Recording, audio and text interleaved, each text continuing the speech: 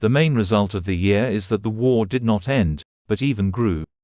With the help of the Hamas terrorist attack on Israel, the Kremlin managed to spark a war in the Middle East. Now Israel is eliminating terrorists, Akbars are running around the world with rags of Palestine, the UN is not removing the mask of concern from its face, and Russia's aggression in Ukraine has noticeably moderated. The counter-offensive of the Ukrainian armed forces did not bring the desired results due to the insufficient supply of effective types of weapons from the Allies and the lack of a proper production base in Ukraine itself, which could raise the military-industrial complex to the proper level, but has not yet done so. The topic of corruption in Kyiv has been heard all year, willingly fueled by Moscow. And the Kremlin itself was choking on the rhetoric of the blackmailer. The explosion of the Kakhovka hydroelectric power station convinced everyone that the Russians are still scumbags, and it is better not to joke with the captured Zaporizhzhia nuclear power plant. The head of the IAEA, Grossi, traveled to occupied Energodar in the hope that the mine station would not be blown up, and so far, indeed, it has not been blown up. Throughout 2023, Russia was pupating and intensely isolated from the inside, while outside it was poured with Cold War-era concrete, issuing an arrest warrant for Putin himself from the International Criminal Court. However, the dictator did not dare to go to the G20 summit in South Africa, where they could not guarantee bald immunity. But he met with Xi Jinping in March, and later flew to Bishkek, the Emirates and Saudi Arabia, demonstrating his traveling abilities to the gang. The main trend adopted by the system is to stay with Putin to the end, following the weak-willed thread behind the fascist needle.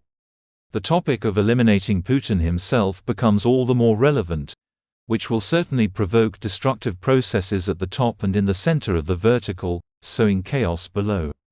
But no one is taking this step yet. Either it's scary, or there are no professionals of this level.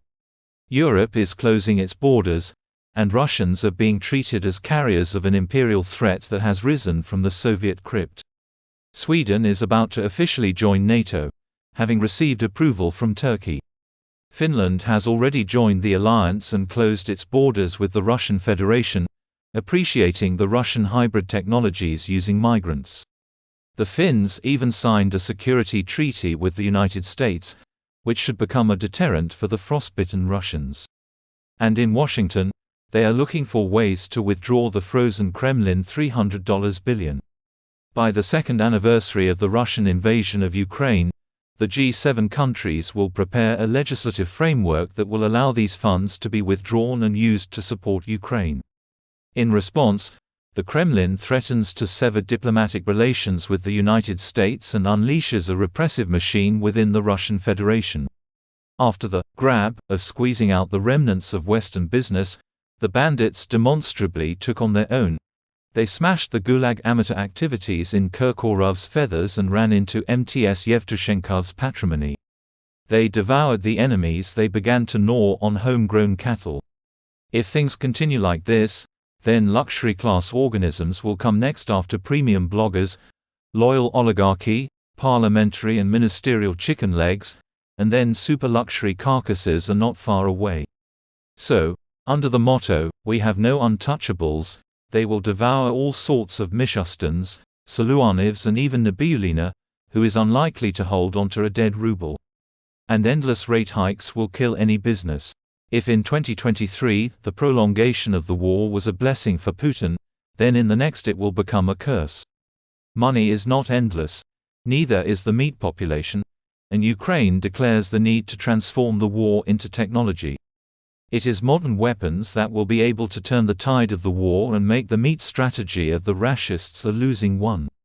So far, the Kremlin is trying to play on Europeans' fatigue with Ukraine, shaking societies along the way with migrant horror stories and the cries of populists, but this is not working to the extent that it was intended. The barrier in the form of Orban has worked for the last time, and the Slovak Fico will not go all out. Protests have already swept across Slovakia, and they will only grow. The intra-fascist opposition, squeezed out of the cave, got under the feet of the political establishment, now waving a portrait of the Nazi Navalny, now making noise at caricatured gatherings of governments in exile. The general impression is of infantiles, stuffed with agents, trying to keep a good face while being completely impotent. Expectations within the Russian Federation for the upcoming 24th are akin to the expression, "You can't breathe before you die." Until Putin's re-establishment, the structure will somehow be maintained, but after that, the system may go wrong. First of all, due to the collapse of the remnants of Putinomics. It's time to bury the Moscow boy exchange today after the St. Petersburg one, and no one will say what will happen at the end of March.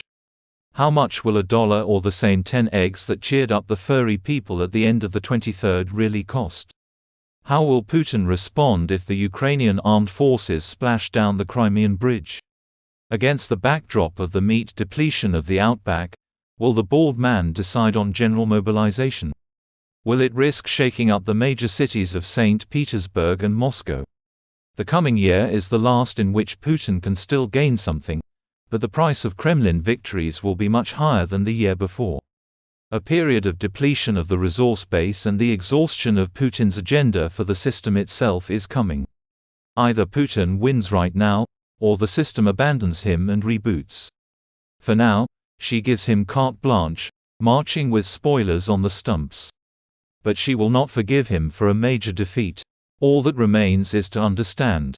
Is the West ready for the collapse of the cave, or is it afraid of this even more than a war with Russia? We will also get an answer to this question in the coming year.